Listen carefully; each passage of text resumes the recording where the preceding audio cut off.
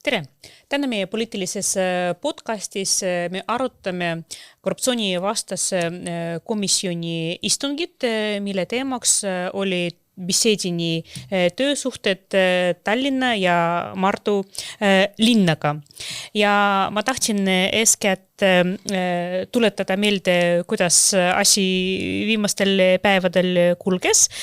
Nimelt Riigikogu korruptsioonivastase komisjoni liikmed saatsid Tallinna ja Mardu juhtkonnale päringut, paludes esitada kõik lepingud, mis sõlmiti aastatel 2011 kuni 2025 Besedini ja teiste isikutega, keda kappa aasta raamatutes on mainitud Eesti vastase tegevuse kontekstis ja esialgsete andmete järgi maksti ainult Besedinile ja tema pereliikmetele Tallinna linna eelarvest välja rohkem kui 800 000 euro.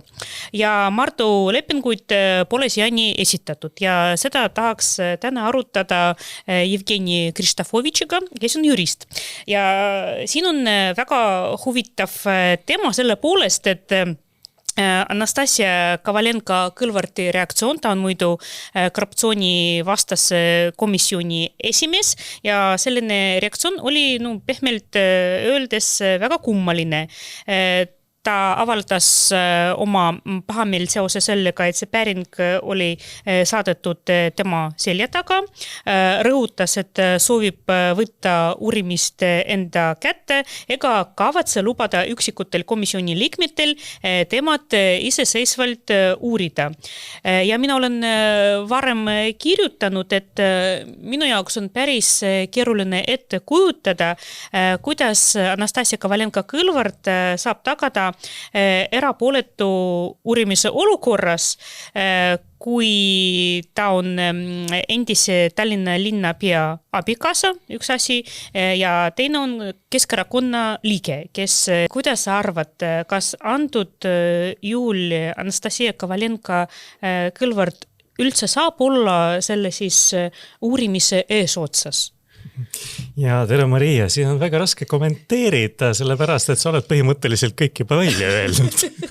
Sest jah, mina ka ei tea, millises erapooletusest saab rääkida Anastasia Kovalenko-Kõlvarti osas, sest ühelt poolt kindlasti ta esindab opositsioonierakonda Riigikogus hea tava kohaselt just korruptsioonivastane komisjoni esinaise koht peab olema just opositsiooni käes. Et olgu seal kas Keskerakond või Sotsiaaldemokraatlik erakond või EKRE, aga siis peab olema keegi neist. Samas, mis puudutab seda Besedini asja ja just vaadates, kuidas see küsimus oli formuleeritud, et Tallinna linnale ja Maardu linnale ette heidetakse koostöö Besediniga juba selles valguses, kui oli avalikult teada, et kaitsepolitsei on, kuidas sul oli see maininud teda Eesti vastase tegevuse kontekstis. Just Anastasia Kovalenko-Kõlvartil on kodus ka üks tegelane, kes samas kontekstis oli korduvalt nendes aastaraamatutes mainitud. Et arusaadav, et Keskerakonnale selles kontekstis mainimine pikem annab plusspunkte.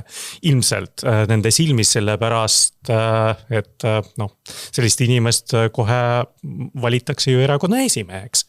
Ja siin ei ole mingit üllatusmomenti. Üllatusmoment on minu jaoks teise Riigikogus praegu opositsioonierakonna puhul, ma mõtlen erakonda Isamaa, sellepärast, et nemad just praegu peavad koalitsiooni läbirääkimisi sellesama isikuga, kes on korduvalt kaitsepolitsei aastaraamatutes mainitud. Nagu Riina Solman ütles, Keskerakond on muutunud ja see ei ole seesama Keskerakond, mis oli Savisaare ajal ja tegelikult siin ma tahtsin mainida, et vahepeal oli ka Jüri Ratas, kes on praegu isamaalane ja tundub, et Riina Solmani jaoks teda kuidagi ei ole eriti siis meeldiv kas mainida, et kuidagi ta jättis tema mainimata, sellepärast tegelikult muutused, ütleme siis normaalsuse suunas hakkasid juhtuma just Ratase ajal, mitte siis Kõlvarti ajal.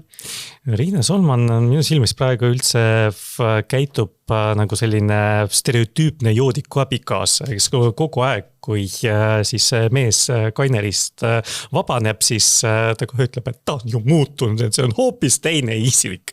Et asi on selles, et see periood kaineris, kui nagu poliitikas saab nagu samu analooge kasutada, Keskerakonnale ei olnud piisav. Et see Keskerakond ei ole nagu väga kaineks saanud ja ausalt öeldes ma ei tea siis millel põhineb see Riina Solmani veendumus, et see erakond on kuidagi muutunud tema väärtused või siis tema tõekspidamised ja tema tegevusstiil. Et kindlasti, kui see koalitsioon siiski Tallinnas sünnib, et meil ootavad ees potentsiaalselt väga suured probleemid ja võivad realiseerida kõik need riskid, millest ka kapo on juba aastakümneid nimetame asju nagu oma nimedega rääkinud. Tulles tagasi selle komisjoni istungile, sina seda vaatasid, jälgisid, mina seda ka vaatasin väga tähelepanelikult ja mis torkas mulle silma väga selgelt, et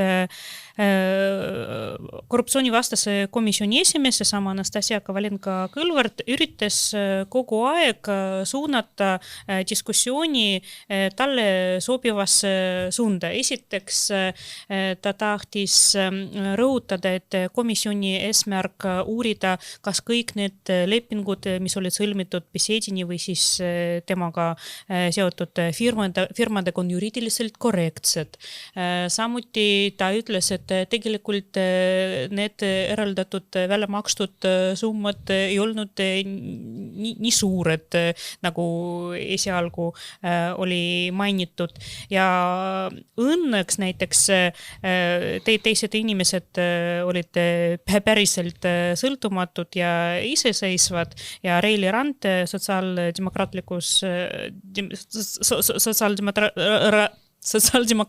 erakonnas ta ütles, et tegelikult Anastasia soovib pisendada see probleemi ulatust ja nende summasid. Ja mis sina arvad, kas on, ütleme siis, erapooletu teema käsitlemine, kui inimene päriselt soovib viia kogu see arutelu suunda poliitilisest, ütleme siis dimensioonist kuskile puhtalt juriidilise konteksti? No Anastasial on siin kindlasti huvide konflikt, poliitiline huvide konflikt ja siis ta ei ole siin mingi erapooletu kohtumõistja, kui üldse siin kohtumõistja saaks olla, aga ta on Keskerakonna advokaat. Ja siis see kaitsestrateegia on selles mõttes täiesti loogiline. Jah, ta tahab näidata, et see kõik on juriidiliselt korrektne ja punkt, et siin ei ole midagi arutada. Kogu aeg tahavad öelda, et siin ei ole midagi arutada. Jah, selge, et teised erakonnad näevad seda teistmoodi, avalikkus näeb seda natuke teistmoodi, sellepärast, et tegelikult need faktid, eks ole, ja siis kaitsepolitsei hinnangud olid ka varem teada. Ja siis, mis mulle oli tõesti väga negatiivseks üllatuseks, et siis, kui Oleg Besedinile oli esitatud kahtlustus ja Harju Maakohus on võtnud ta vahi alla prokuratuuri taotlusel, siis Maardu linn, kellega oli Oleg Besedinil või tema firmal oli kehtiv koostööleping, siis kommenteeris seda stiilis, aga see ei mõjuta meie koostööd, et pärast ilmselt keegi juba ütles, et nii saa. Aga natuke aja hiljem nende, ütleme siis lähenemine väga paljuski ei muutunud, sellepärast nad ütlesid, jah, me tahame siis lõpetada meie koostööd, aga mitte sellepärast, et Oleg Besedin on kahtlustatud, aga sellepärast, et need saated ei ole eriti populaarsed. Et sellega inimesed järjekordselt näitavad, et tegelikult tema kohta esitatud kahtlused üldse ei ole probleemiks. Probleem on see, et saates on siis madal reiting. Ja ma kardan, et siis see on ka soov normaliseerida tegelikult kogu seda tegevust, selle mõju, mis väidetavalt siis Oleg Besedini, mida Oleg Besedin siis teostas. Ja see on kindlasti väga ohtlik signaal kogu ühiskonnale, siis Maardo on 100% sisuliselt nagu keskerakondlaste käes, seal on üks minu teada praegu vast valitud volikogus opositsiooni esindaja ja linnavalitsus on muidugi 100% Keskerakonna käes ja Tallinn, kus Keskerakond nüüd on Isamaa toel taas võimu poole liikumas, siis selliste väärtustega, selliste tõekspidamistega erakond nüüd tuleb tagasi, eks ole, Eesti suurimat omavalitsust juhtima. See on väga ohtlik signaal. See tähendab seda, et ei ole midagi muutunud, et Riina Solman, vaata, ei ole midagi muutunud. Vot see on selles situatsioonis nagu kõige olulisem. See, et komisjon meie siis õigussüsteemis, ma mõtlen, et Riigikogu komisjon, ta ei saa anda selliseid hinnanguid, mis mõjutavad just juriidiliselt, mõjutavad otsusi siis kohalikes omavalitsustes. See on kohalike omavalitsuste autonoomia ka, see on oluline põhiseaduslik põhimõte, aga samas komisjonil ja sellel arutelul, seda uurimist seal ei ole, aga arutelul vähemalt peaks olema nagu poliitiline kaal piisav selleks, et juhtida tähelepanu. Absoluutselt, sellepärast ma saan aru, et prokuratuur teeb oma asja, kaitsepolitsei teeb oma asja, et see korruptsioonivastase komisjoni eesmärgiks ei ole kedagi siis süüdistada või õigeks mõista, aga vähemalt uurida, kuidas need asjad toimisid, et kuidas need ja miks need lepingud nii täiesti suurel määral olid sõlmitud, sellepärast näiteks sellel komisjoni istungil, kui ma jälgisin seda, mul tekkis selline mulje, et Anastasia tahab arveid klaarida siis poliitiliste oponentidega, sellepärast ta meelega mainis, et mina omal ajal, kui olin Lasnamäe linnaosa vanem, tegin koostööd Besediniga, Olga Ivanova, Svet ja samas ta jättis mainimata näiteks endise Mustamäe linnaosa vanema Lauri Laatsi, kes ka tegi koostööd Besediniga. Ja ma arvan, et kui samas vaimus kogu see arutelu jätkub, siis lõppkokkuvõttes see komisjon jõuab sellise järelduseni, et kõik lepingud olid sõlmitud juriidiliselt korrektselt, Keskerakond kuidagi sellega seotud ei ole ja Mihhail Kõlvart ei teadnud sellest midagi. Ja ma arvan, et see kindlasti ei ole ühiskonna huvides, kuna me ei saa teada, kus on tõde tegelikult. Mul on sulle küsimus, et sul on õigus vaikida, aga ma küsin, et kui sa linnaosa vanemana tegid lepingu Besediniga, et kui sa meenutad seda perioodi. Ma mäletan sellist perioodi väga hästi, hea meelega vastan, ma arvan teistele ka huvitav. Ja see on tõesti huvitav, jah, sest kas sa ise leidsid, eks ole, et on olemas selline tore firma või siis erakond andis soovituse, et vaata, pane tähele. Ma mäletan väga hästi, kuidas oli, kui ma asusin siis tööle, siis tuli välja, et Besediniga need lepingud on juba sõlmitud, et Olga Ivanovaga ta tegi koostööd ja nagu me näeme, siiamaani nad teevad väga tihedat koostööd. Ja minu mure seisnes selles, et mina ei olnud Besedini töö kvaliteediga rahul.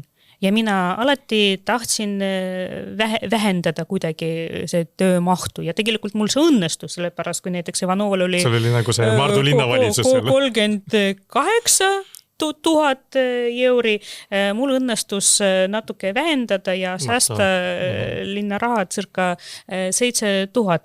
Aga lihtsalt ühel hetkel, kui mina rääkisin Besediniga, et võib-olla lõpetame või siis oluliselt vähendame meie koostööd, sellepärast kuidagi meil ei klappi, et keemiat ei ole, et ma ei ole rahul kvaliteediga. Ta lausa hakkas esitama mulle ähvardusi, et kui ma käitun niiviisi, siis ta ütleb oma isale, kes tol ajal oli Tallinna linnavolikogu liige, et isa hakkab hääletama nii, nagu talle siis südametunnistus ütleb. Ja ma mäletan, et... Aga enne ei hääletanud südametunnistuse järgi. Ma mäletan, et ühel hetkel oli kas telefonikõne ka Mihhail Kõlvartiga, ta ei olnud tol ajal linnapea, ta oli kas Tallinna linnavolikogu esimees või abilinnapea, no ma täpsemalt ei mäleta. Ja ta andis mulle mõista, et ikkagi tasub Besediniga koostööd jätkata. Ma ei saa öelda, et ta päriselt avaldas survet, seda ei olnud, aga lihtsalt see oli soovitaja.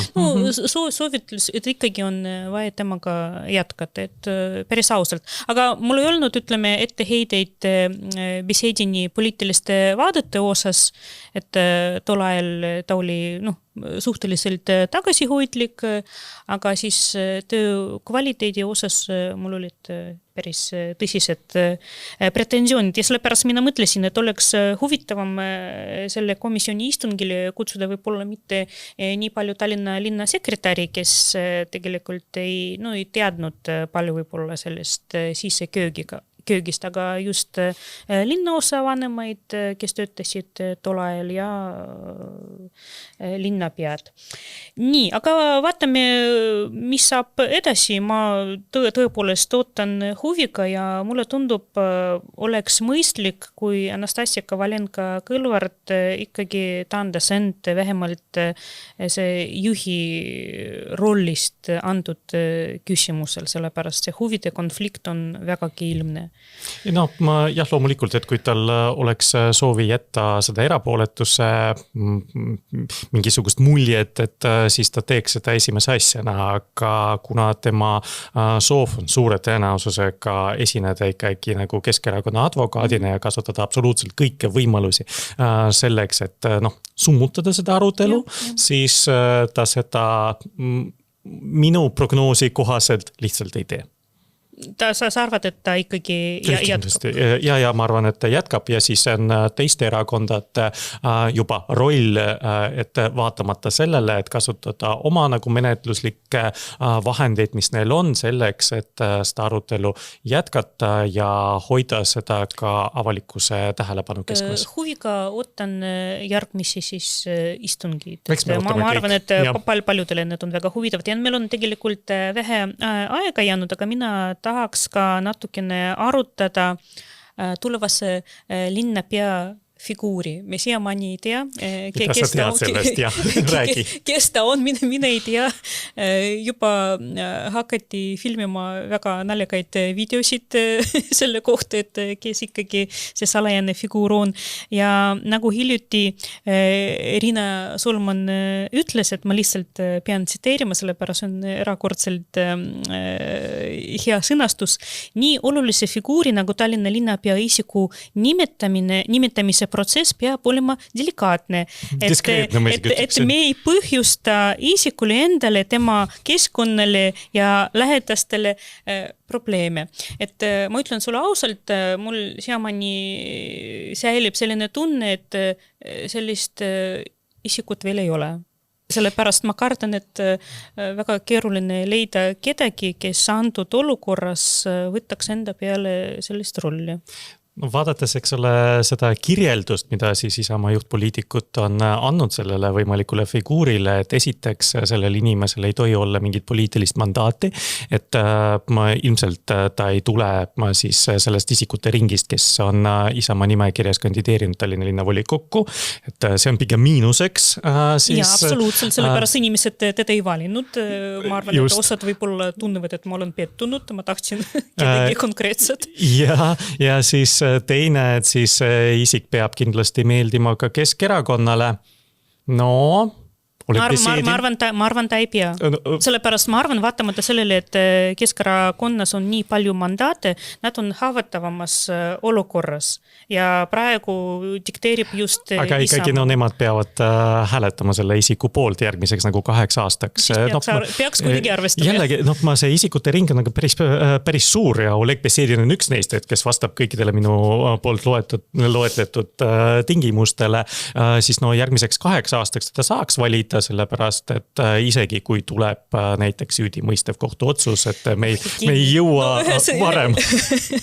Ühesõnaga, mis arvad, kas see teatud isik on juba välja valitud või lihtsalt need otsingud siiamaani käivad?